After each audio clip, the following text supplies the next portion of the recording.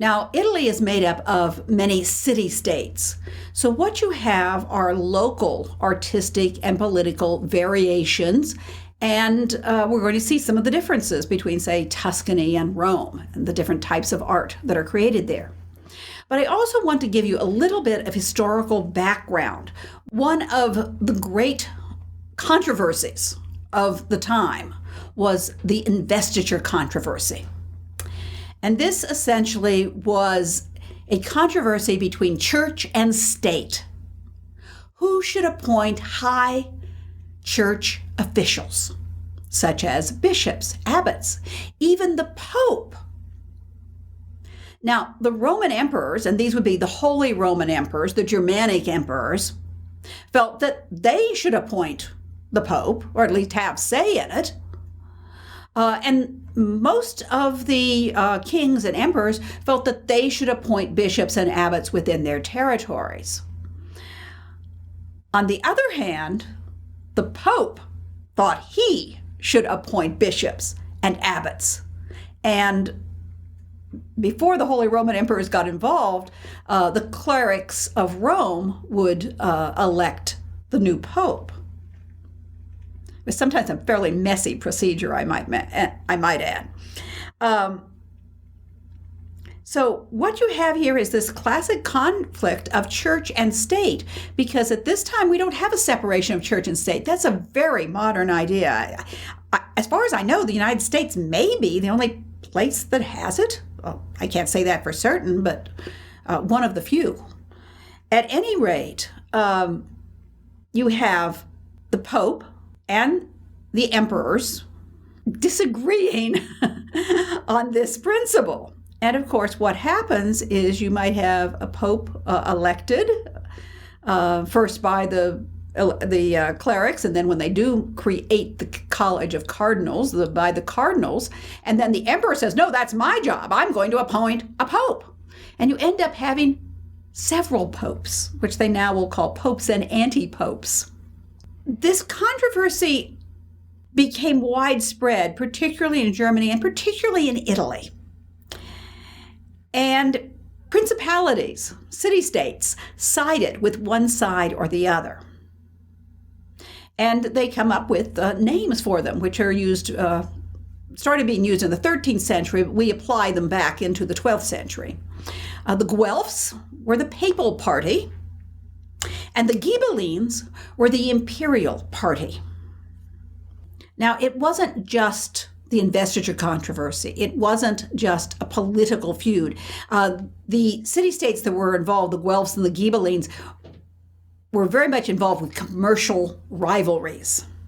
So there was a lot of economic rivalry between these city-states. For example, the Guelph city-states included Florence, Lucca, and Milan.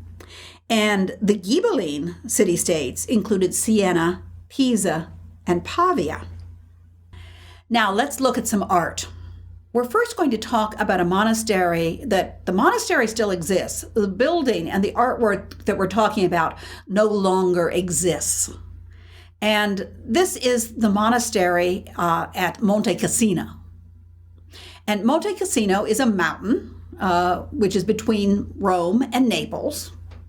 And on this mountain, they built a very famous monastery, which is also known as Monte Cassino. Monte Cassino was the home of Western monasticism.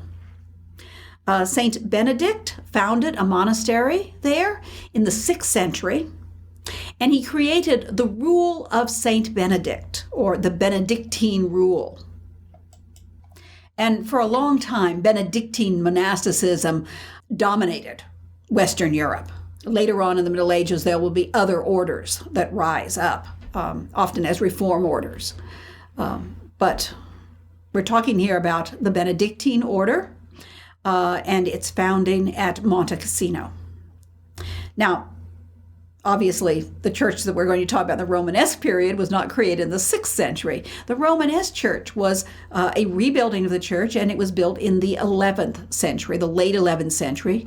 It was consecrated in 1071. The Romanesque church was rebuilt The abbot of this new church was Abbot Desiderius, and he's famous not only for being the abbot of Monte Cassino, but he later became Pope Victor III. Now, we have here a reconstruction of the church, and as you can see, it looks a tremendous amount like the Church of St. Paul's outside the walls, or the Church of St. Peter's in the Vatican. It looks like an early Christian Constantinian church, and that would have been the model for it. Some people say it's based on St. Paul's. Some people say it's based on St. Peter's. But here we have a drawing of St. Paul's and comparing it to Monte Cassino, and you can see it's very, very similar, with the high nave, the low side aisles, the gabled roof, and the atrium out front. And you'll find that in Italy, there is a lot of influence on Romanesque churches that comes from early Christian churches because they're there. People can see them. They're standing in Rome.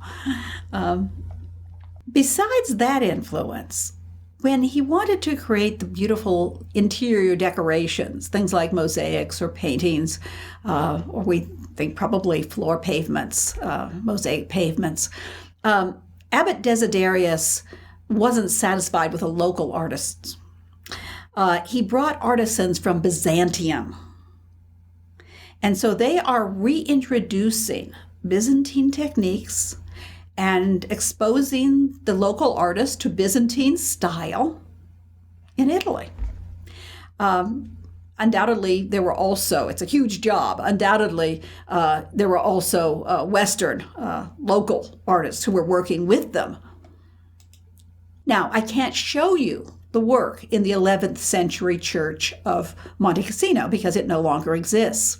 So what we're going to do instead is look at some wall paintings from about the same time, just a little bit later. And these are at the church of Sant Angelo in Formis. Formis is a city that's north of Naples and near Capua. And the church, you can tell from the title, it's dedicated to an angel, Sant Angelo. It's dedicated to St. Michael, the archangel. And it has the best complete cycle of Romanesque wall paintings that still exists. And they date from about 1085. And the patron here was Abbot Desiderius also.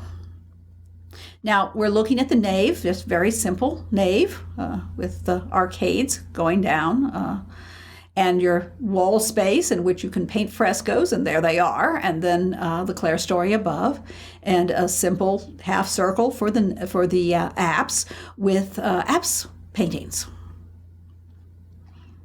And if you look at the side wall, you'll see that there are two rows or tiers or levels, however you want to express it, of paintings showing Old Testament and New Testament scenes. I'm just going to show you a few. Your book only has one picture, but I'm going to show you a few more to give you the idea. And here we see the picture of Abbot Desiderius. And he's holding a model of the church, as he gives it to Christ in the mosaic. And this was, the church was built under the orders of Desiderius about 1072. So right after they finish Monte Cassino. And of course, here we're talking about the more abstract Romanesque style. And you can see it's quite linear. And a couple of the characteristics, these very, very large eyes, which we saw in Byzantine art, we saw in Ottonian art, and here we're seeing it again at Formis. But something that seems to be, I don't want to say it's unique, because there are some other examples, but it's unusual. These red dots on the cheeks are something that are happening at this, are painted at the Church of St. Angelo in Formis. Watch for those. And we're looking at the frescoes that still survive in the apse. At the top, you have Christ in majesty with the evangelist symbols. As you can see, some of them are very, very damaged, but you can probably see clearly the winged man or angel of St. Matthew and the winged ox of St. Luke. And then down below, you have a tier that wraps around, and off on the left, you have Abbot Desiderius, the detail that we just saw. 3 angels. These are the archangels Gabriel, Michael, and Raphael. And then Saint Benedict, the founder of the Benedictine order. Now, one of the things I thought was interesting was comparing these works with other works of art that you've seen. And so here I have showing you the detail of the Christ in majesty. And I'm showing you a relief sculpture just a little bit later, the Christ in majesty at St. Sernin in Toulouse from about 1096-ish, so about a decade later. And there's a couple of things you'll notice that are similar. One is the pose. Christ is seated on his throne with his knees apart, and a book is resting on the knee, and his other hand is up, blessing, and he's very frontal. That means he's looking straight out at you. And then you also have in the corners the 4 evangelist symbols, the winged creatures of the book of Revelation, and the book of Ezekiel that surround the throne of God and sing Sanctus, Sanctus, Sanctus. And they are, of course, the winged man, which has come to represent St. Matthew, the winged lion, and of course you can't see the other ones because the picture here is cutting them off, but I'll just name them. You remember them before. The winged lion of St. Mark, the ox of the winged ox of St. Luke, and of course the eagle of St. John. Now, in Western art, when you show Christ in majesty, you usually show Christ surrounded by these 4 living creatures, symbolizing the writers of the Gospels, and also creatures that sing at the throne of God, Sanctus, Sanctus, Sanctus, holy, holy, holy. I also brought in a Byzantine example that you've seen before, which was from the Palla d'Oro, the golden altarpiece at San Marco in Venice. And so this is enamel work, very different medium. But you can see that you have an enthroned Christ with the book and the raised hand. But instead of the 4 evangelist symbols at the corners, you have the writers of the Gospels in human form, seated there, seated writing away. So in Byzantine art, you're much more likely to see figures of the evangelists. So this is certainly something that you can say the Byzantine artists that were brought in, presumably they have either influenced the artists at Formis, or maybe some of them are still working there. You have this interesting combination of Byzantine and Western art. And so the Byzantine artists aren't dictating, do it this way. The abbot may very well have said, no, you're putting the evangelist symbols there. But you can also see the influence of the Byzantine style. There is Saint Michael, the archangel, and I brought in an early 11th century and an early 12th century Byzantine angel, one of whom I think you've seen before. It's the one on the top is a detail from the Menologion of Basil II. And you'll notice that the shape of the wings is this very distinctive style that you see in Byzantine art all of the time. And the the frontal gaze, holding up the staff, these are all iconographic attributes that are often associated with St. Michael, that he's often shown. He's actually holding an orb, and we see that in the Byzantine example below, the early 12th century one. And the clothing here is this sort of bejeweled Byzantine garment, and you can see that, of course, that's what St. Michael is wearing in Formis. So there are similarities with Byzantine art. And I just was going to show you a few of the other paintings on the wall. And this is an Old Testament scene. Cain is killing Abel. And as you can see, it's a very dramatic scene. It's a very violent scene. The figures here are quite elongated. And of course, as we're seeing in medieval art so often, it's very linear. And of course, much more abstract images of human beings than if you can think way back to early Christian and classical period. Certainly, the figure style of Romanesque art, with some exceptions, we see one in Germany later, are usually very abstract. Here we see Christ healing the blind man, Christ washing the feet of Peter. And I thought it'd be interesting to, once again, to compare to some Byzantine art, one of the scenes. And of course, this is the scene of the Last Supper. And on the left, you see an example of 6th century Byzantine art, which is in Italy, at Sant Apollinare Nuovo, the mosaics there. And you can see similarities, certainly. We have Christ on the left. He's the largest figure. He stands out. He's got the purple robe. He has a halo around his head. And then you have this sort of semicircular table with the apostles sort of overlapping, ranged behind the table.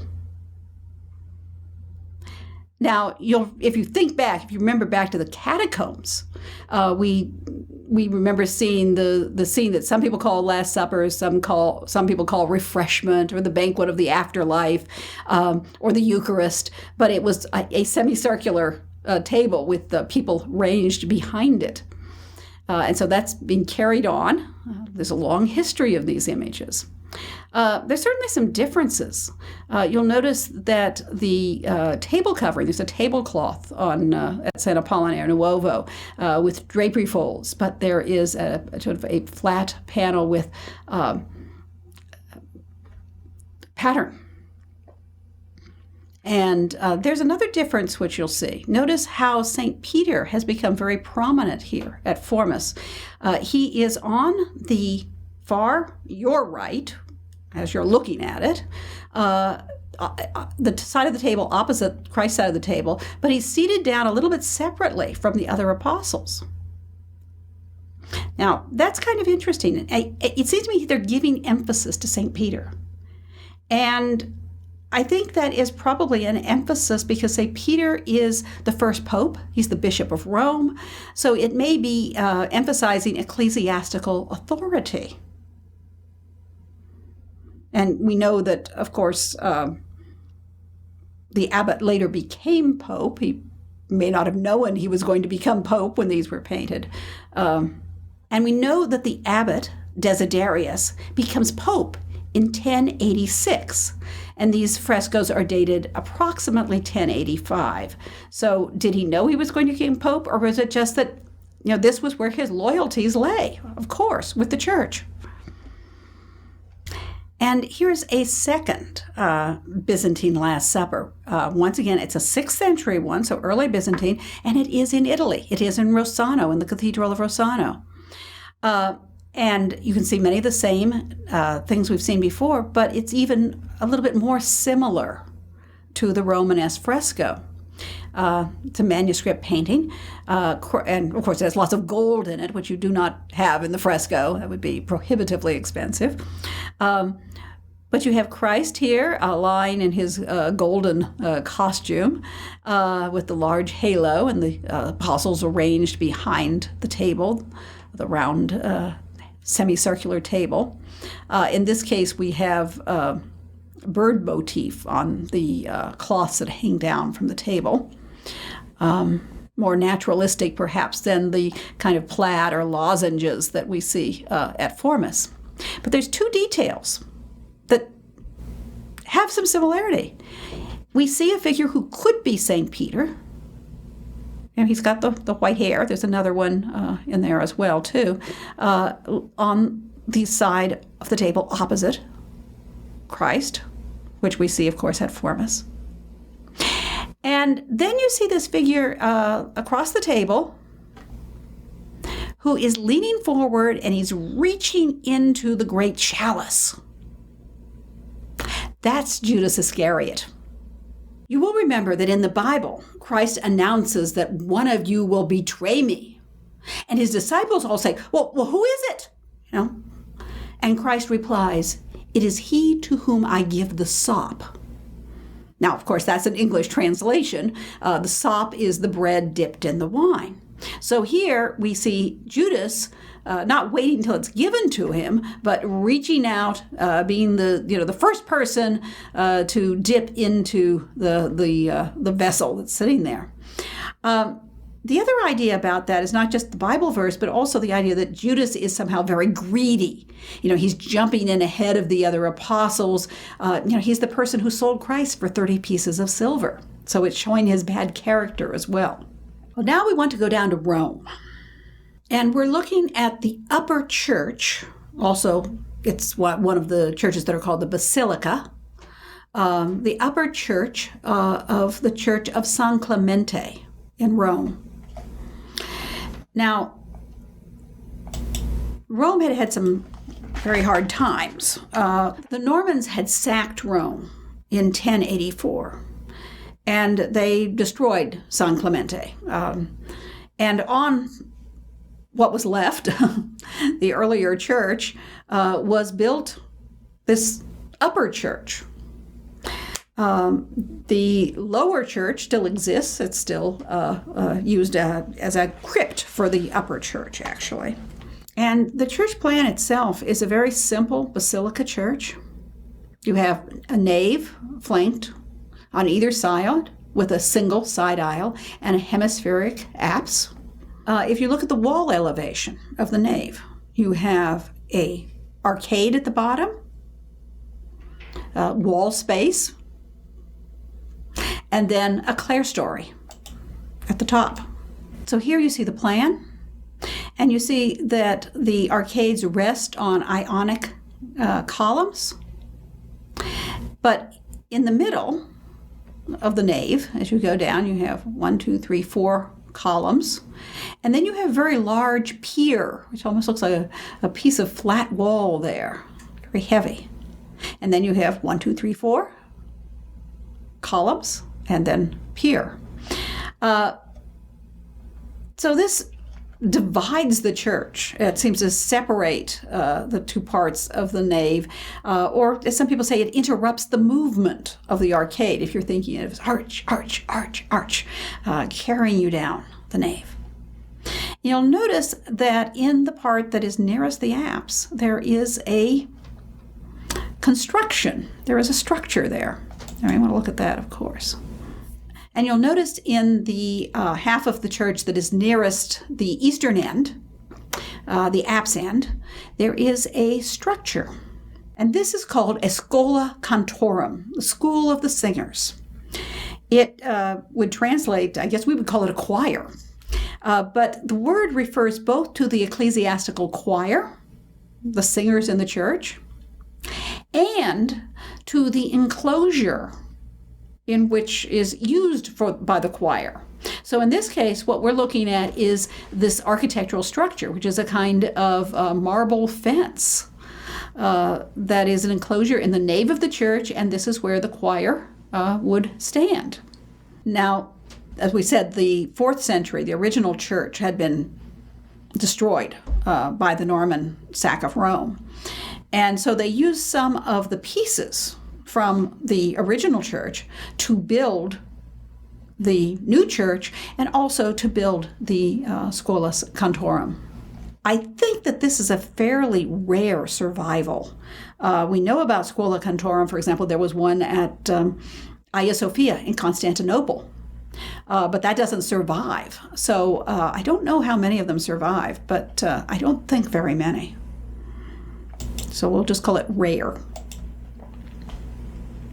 Now, the other thing that you see inside, and actually outside as well, but this wonderful marble pavement made up with colored stones. And this is the opus Alexandrian work, as they do it in Alexandria, which of course is part of the Byzantine Empire. And what you have is a white pavement inlaid with colored stones, sometimes with colored glass as well. And we believe that this was influenced by the Byzantine artists in Monte Cassino, that this may have been one of the techniques that they brought to Rome. Now, when I studied this, we always called this Cosmati work, or Cosmatesque work, after the Cosmati family. But when I started doing the research for this section of the lecture, I found out that the earliest documented or recorded example of the actual Cosmati family creating this type of pavement is actually a little bit later. It's about 1065, and it's Lorenzo Cosmati. So I'm just going to say that this anticipates the work of the Cosmati. It did occur to me that maybe there are some Cosmati family members who were working before Lorenzo. Maybe they had been taught by the Byzantine artists, but of course we have no records. That's pure speculation. However, we can look at and admire the beautiful pavement in the Scuola Cantorum, with these kind of curving shapes, curving around the circles, intertwined. And here you see a detail. And you'll find many of this type of pavement, many of them created by the Cosmati family a little bit later, in the churches of Rome. And also, I believe the Cosmati went to Westminster Abbey in England and created a beautiful pavement there. But let's look at the apse mosaic in San Clemente. This is the first apse mosaic that has been created in Rome for hundreds of years. And so we're seeing this, we're going to see the same thing where we see influence of other works of art, but put together and becoming a new original piece of art. And I'm going to break it down and show you some of the details. First, just look over all of it, and then we're going to look at the details. Starting at the very top, we have the hand of God reaching down, and as you can see, there are these concentric half circles that are decorated, sometimes with patterns, sometimes with cloud forms, with all sorts of decoration. Presumably, these refer to heaven. And God's hand, it comes right down to the top of a crucifix, with Christ hanging on the cross. On either side is Mary and John. And the crucifix seems to extend out of this acanthus leaf foliage at the base. And then as you go even further down, and you just see the tip of them here, we're going to look at details of them later, are stags drinking from the 4 rivers of paradise. And then you see these curlicues in the background. Those are vine scrolls, which have become very abstract. I want to call them foliate, in other words, foliage scrolls, because you don't immediately look at them and say, oh, they're vines, they're grapevines. You look at them and say, they're foliate scrolls. And here we're coming in and looking even closer at the crucifixion, with Christ with his head down, his eyes closed. He's the suffering Christ. And yet he still seemed to stand very erect. And on the cross, we see these doves. Now, I've never seen anything like that before. So I counted the doves, and I found there were 12 doves. And I started saying, no, what do they represent? We think of the dove of peace. I don't think that's here in this context. I think of 12 apostles, symbolically apostles. Or doves sometimes were used as sacrificial animals. Or could the doves represent souls of mankind that are being saved? And I do not know what the doves mean in this context, but it's an interesting question. And once again, we can see that we're assuming that these Byzantine artists from Monte Cassino had some influence on the frescoes at Formis, and that possibly the work from Monte Cassino, which I can't show you because it doesn't exist, but that possibly this could have influenced the artisans at San Clemente. There are certainly some differences. As you can see, at Formis, it is Christ triumphant. He's erect on the cross. His eyes are open. But there is a little, it almost looks like a foliate stand that the cross is emerging from at Formis. Not quite as elaborate as the acanthus leaf at San Clemente. It's often said that the style of the figures at San Clemente reflect the style of the figures from presumably Monte Cassino, but also from Formis. And they even call this sometimes the Monte Cassino style or the Benedictine style. And you can see, of course, the linearity, and I thought here Desiderius has a slightly similar pose to the Virgin Mary, but they both have the red dots on their cheeks. And we look at the apse mosaic again in the entirety before we look at some more details. We talked about these vine scrolls, or as I'm calling them here, foliate arabesques, because, are they really grapevines? I mean, where are the grapes? But at any rate, you have this foliage that forms these spirals, and within them you have little genre scenes. As you can see at the bottom, we have, in these details, we have a woman who is feeding fowl. She looks like she's feeding her chickens. We have shepherds with their flocks. And up within the vine scrolls, we have monks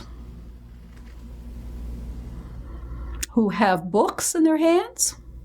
So a little ecclesiastical details there. And I also want to draw your attention in this to the far left. This looks like a band. And there is, and we'll look at a detail of this in a minute, there is a puto who is harvesting grapes. We've seen that before. Show you where.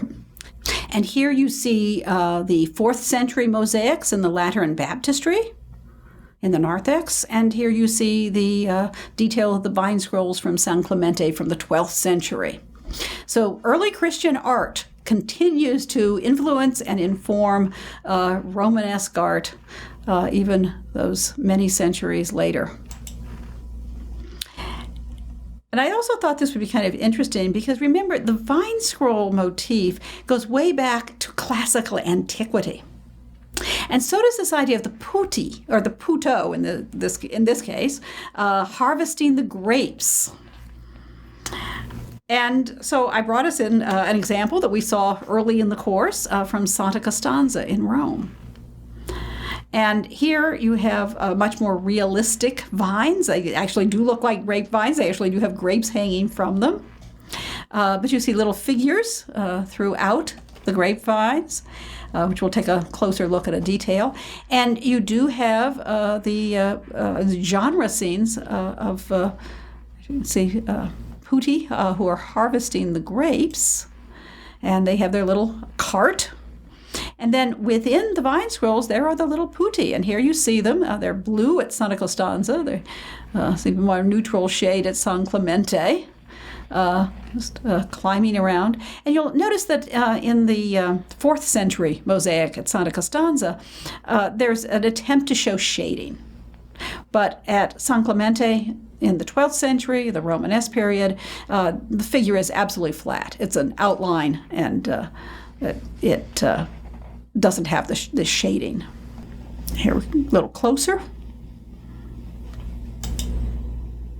And there is another image that we have seen before. Here we have the stags at the bottom of the cross. And they are drinking from the 4 rivers of paradise. And you'll remember the Bible verse from Psalm 42:1. As the hart, which is of course the stag, as the hart panteth after the fountains of water, so my soul panteth after thee, O God. And so it is a metaphor for the soul's thirst for God. And you can find this also at St. John Lateran, San Giovanni Laterano, the cathedral of St. John Lateran, the cathedral of Rome. In the apse mosaic, they also have the stags, the harts, drinking from the river. the four rivers of paradise. Now, this mosaic dates from the 7th century, although it has been much restored. So it probably doesn't have its exact early appearance. But you may remember something we saw earlier in the course, and here I've simply superimposed the image from the mausoleum of Galla Placidia, the 5th century mosaics from Ravenna of the hearts and the stags. And you might notice, too, they've got those curly-Q vine scrolls, those foliate arabesques. So what we're seeing at San Clemente is many different traditions brought together with a new look, with this crucifixion as though it is a tree of life, actually growing out of the acanthus leaf. And everything is a very living movement and very interesting details. And I also want to look at the base where we have the Lamb of God, the Agnus Dei. And this, of course, is what St. John the Baptist called Christ. He said, "Behold the Lamb of God who takes away the sins of the world," which, of course, is part of the Mass. And so the center sheep or lamb has a nimmed halo with a cross in it, a symbol of Christ. And then the other sheep, of course, are, there's 12 of them, they're symbols of the apostles or the disciples of Christ. And we've seen that over and over again in early Christian art. I just bring you one of the prominent examples that would have been very, very visible in medieval Rome. The apse mosaic at the Church of Old St. Peter's in the Vatican from the 4th century. Now, of course, that no longer exists. It's been torn down, and new St. Peter's was built in the 16th and 17th centuries. But we do have a drawing, and that reminds us that there indeed were all of these little sheep, in this case coming to an altar with the Lamb of God.